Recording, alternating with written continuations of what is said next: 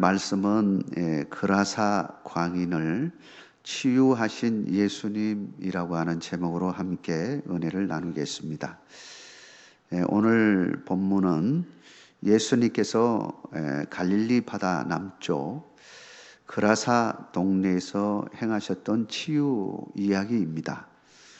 특별히 오늘 이야기는 마귀의 군세에 사로잡혀서 무덤 사이에 거주하며 지옥 같은 삶을 살았던 그라사 광인이 예수님에 의해서 완전히 치유되어지고 천국의 삶으로 옮겨가는 과정을 보여주는 이야기입니다. 오늘 우리는 그라사 광인을 치유하시는 예수님을 보면서 다음과 같은 사실들을 우리가 발견하게 되어집니다.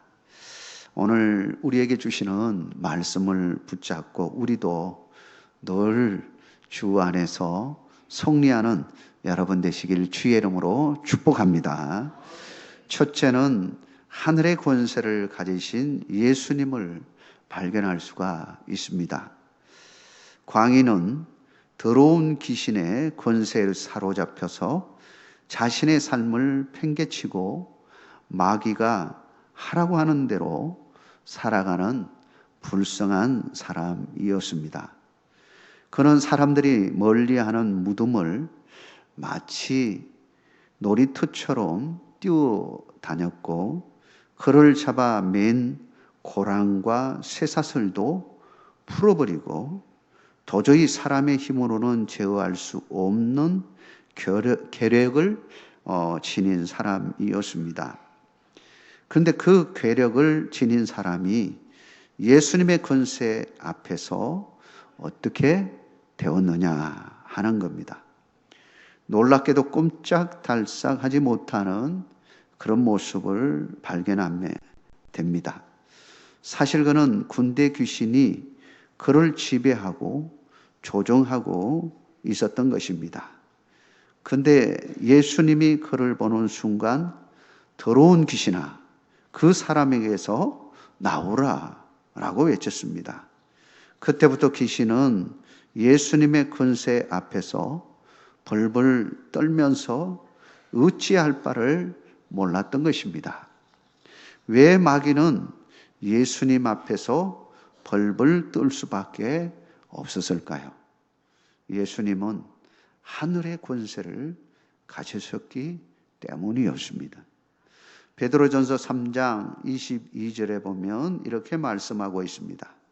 그는 하늘에 오르사 하나님의 우편에 계시니 천사들과 권세들과 능력들이 그에게 복종하느니라. 할렐루야. 예수님은 세상의 그 어떤 것도 굴복시킬 수 있는 하늘의 권세를 가지고 계신 분임을 분명하게 선포하고 있습니다.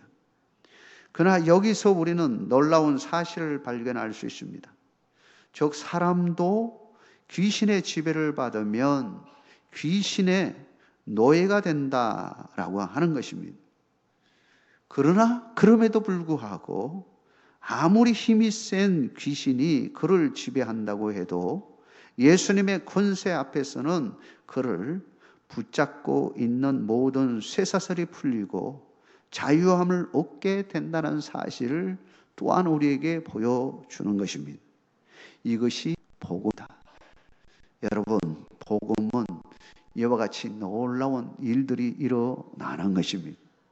여러분의 삶에 복음의 역사가 일어나기를 주의 이름으로 축원합니다. 사실 우리도 온갖 세상 권세에 사로잡혀서 사는 자들이었지 않았습니까? 바울은 로마서 1장 28절에서 31절에 온갖 불의에 사로잡혀 살아가는 사람들의 특징들을 말하고 있습니다. 또한 그들의 마음에 하나님 두기를 싫어하며 하나님께서 그들을 그 상실한 마음대로 내버려 두사 합당하지 못한 일을 하게 하셨으니 곧 모든 불의, 추악, 탐욕, 악의가 가득한 자요, 시기, 살인, 분쟁, 사기, 악독이 가득한 자요, 수군수군하는 자요, 비방하는 자요, 하나님께서 미워하시는 자요, 능욕하는 자요, 교만한 자요, 자랑하는 자요, 악을 도모하는 자요, 부모를 거역하는 자요, 우매한 자요, 배약하는 자요, 무정한 자요, 무자비한 자라고 말하고 있습니다. 그러나 이런 사람이라 할지라도 예수님을 만나게 되어주면 어떻게 된다는 것입니까? 바울은 로마서 8장 28절에서 31절에 이렇게 선포하고 있습니다. 우리 같이 한번 읽어보겠습니다. 그러므로 이제 그리스도 예수 안에 있는 자에게는 결코 정죄함이 없나니 이는 그리스도 예수 안에 있는 생명의 성령의 법이 죄와 사망의 법에서 너를 해방하였음이라. 아멘. 할렐루야. 사랑하는 성도 여러분, 우리가 예수님을 믿는 그 순간 우리는 죄의 권세로부터, 마귀의 권세로부터 자유함을 얻게 된다라고 하는 것입니다. 예수님의 권세는 세상의 그 어떤 권세도 이길 수 있을 뿐만 아니라 그 모든 권세들을 멸할 수 있는 권세임을 알 수 있습니다. 그러므로 하나님의 권세, 하나님의 영으로 충만된 사람은 그 어떤 사탄의 권세도 물리칠 수 있다고 하는 것입니다. 뿐만 아니라 하나님의 권세 아래에 있는 사람은 그 어떤 세상의 권세들이 우리를 넘어뜨리려고 해도 넘어뜨릴 수가 없을 뿐더러 하나님이 우리를 굳건히 지킨다라고 하는 것입니다.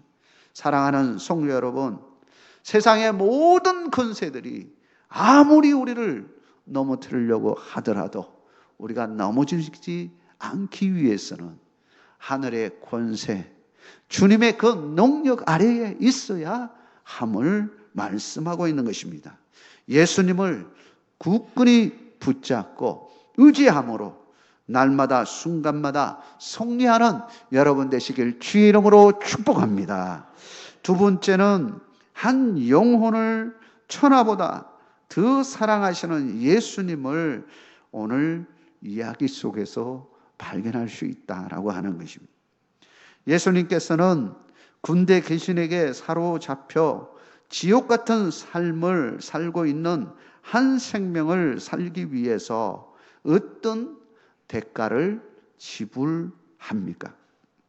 바로 2,000마리 정도 되는 돼지떼를 준비해 놓으셨습니다. 귀신들이 예수님의 권세 앞에 들들 떨며 돼지떼로 들어갈 수 있도록 허락해달라고 말했을 때에 이를 허락하자 결국 어떻게 되어집니까?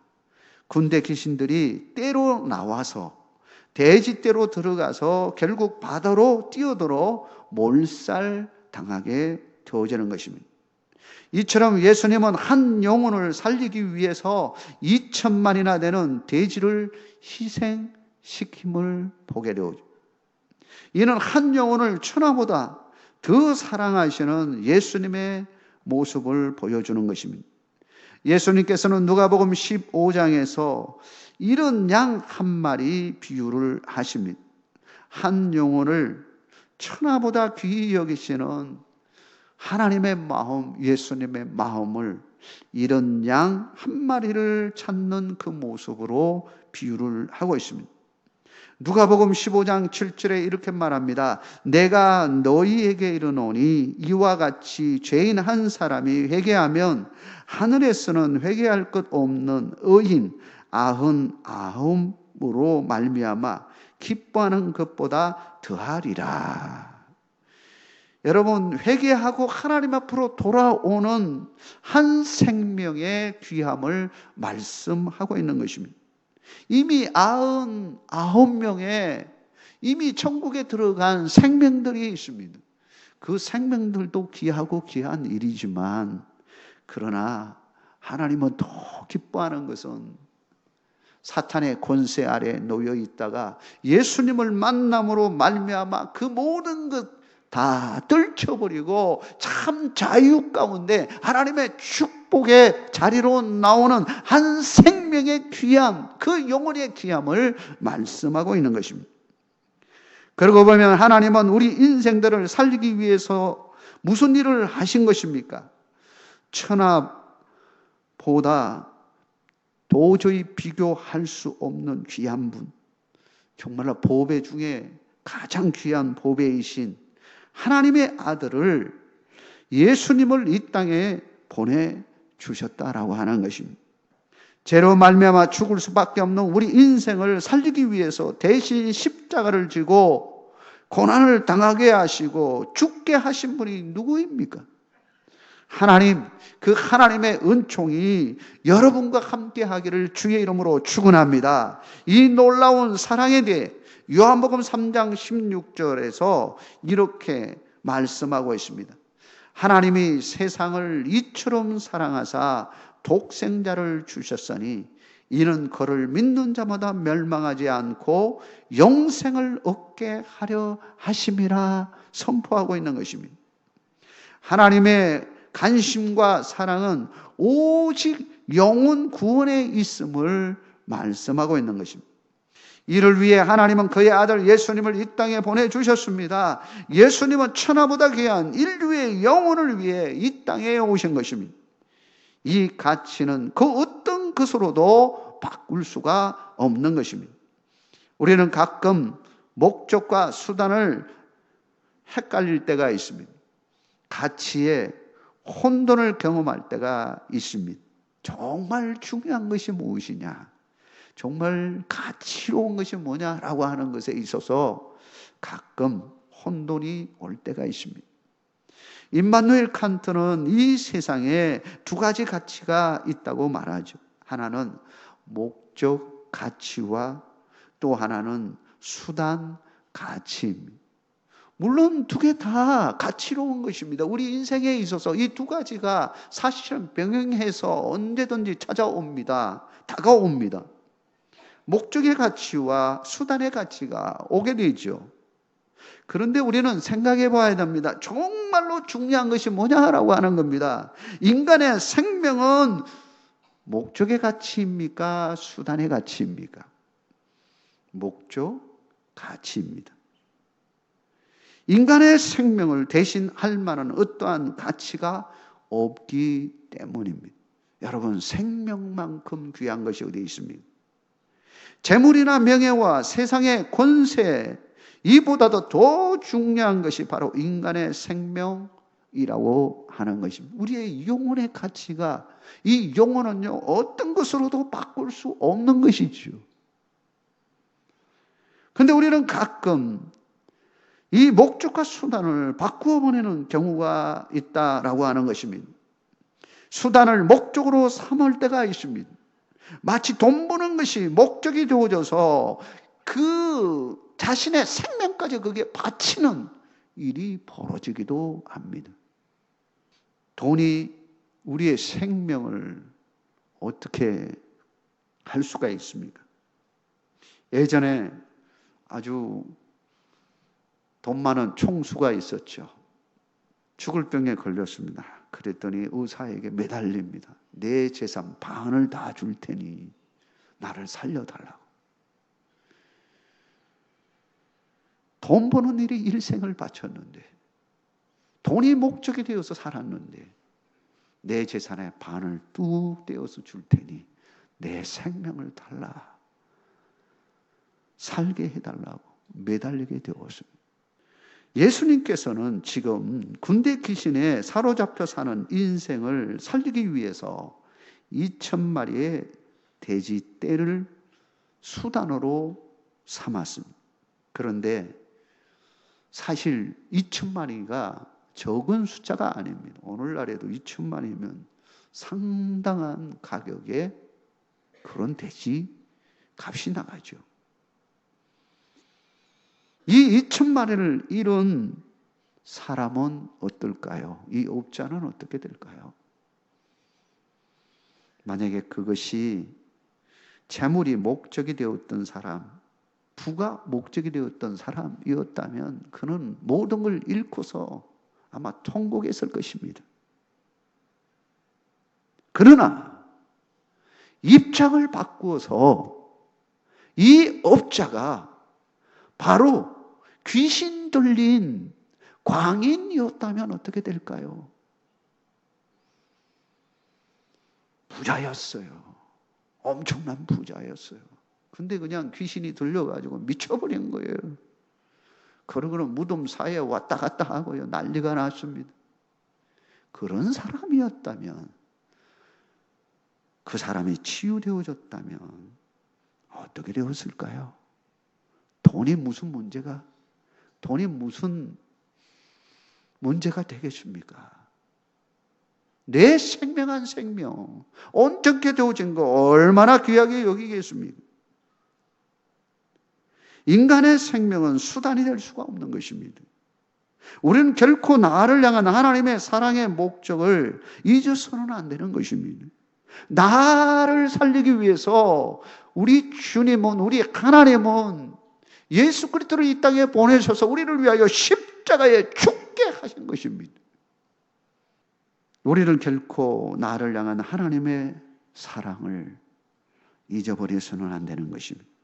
아울러 내 주위에 힘들어하는 상황 속에 놓여 있는 우리의 영혼들에 대해서도 우리는 관심과 사랑을 잊어서는 안 될 것입니다.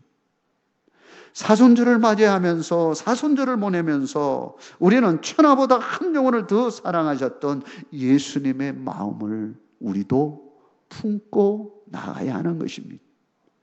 고통 가운데 있는 우리의 영혼, 말할 수 없는 힘든 상황 속에 놓여 있는 그 영혼을 여러분 생각하시면서, 기도하시면서 그 영혼이 다시 주께로 돌아와서 모든 것 자유함을 누리는 은총 안에 있도록 하는 일에 귀하게 쓰임받는 여러분 되시길 주의 이름으로 축원합니다. 마지막으로 가족들에게 주님을 정극케 하신 예수님을 오늘 본문 속에서 살펴볼 수 있습니다. 더러운 군대 귀신이 그 사람에게 나가자 그는 완전히 새로운 사람이 되었습니다. 소리 지르고 악을 지르고 괴력을 부렸던 그가 정상으로 돌아온 겁니다. 완전히 정상으로 돌아오니까요, 그를 알고 있던 사람들이 놀랍니다. 어떻게 저런 일이 일어나냐. 그리고는 두려워하기까지 했습니다. 나음을 입은 이 광인은 예수님에게 청을 올립니다. 예수님, 제가 이렇게 나음을 입게 되었는데 예수님과 함께 하기를 원합니다. 그러자 예수님께서는 그래, 나와 함께 가자, 그렇게 말씀하시지 아니하시고요, 오히려 그를 속히 가족에게로 보내드립니다. 그리고 이렇게 말씀하십니다. 이 큰 일이 어떻게 일어났는지 가족들에게 친히 전하라고 말합니다. 본문 19절 말씀이죠. 허락하지 아니하시고 그에게 이르시되 집으로 돌아가 주께서 네게 어떻게 큰 일을 행하사 너를 불쌍히 여기신 것을 네 가족에게 알리라 하시니 라고 말하고 있습니다. 사랑하는 가족이 있는 집으로 그를 돌려보냅니다. 여러분, 사랑하는 가족은 누구일까요?